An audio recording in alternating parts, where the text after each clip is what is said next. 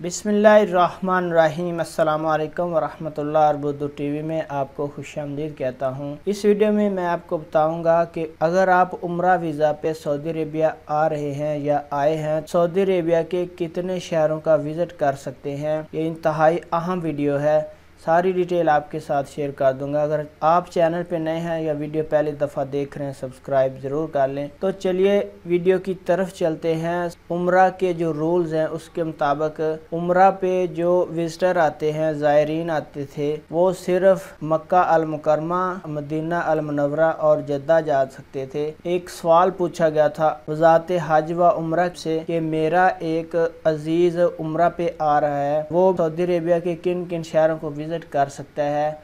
तो इसका जवाब देते हुए सऊदी वज़ारत हज व उम्रा ने कहा कि वो सऊदी अरेबिया के किसी भी शहर में विज़िट पे जा सकता है। उम्रा का जो विज़िट वीज़ा होता है 30 दिन के लिए होता है। 30 दिन के अंदर अंदर सऊदी अरेबिया के किसी शहर में भी वो विज़िट कर सकता है।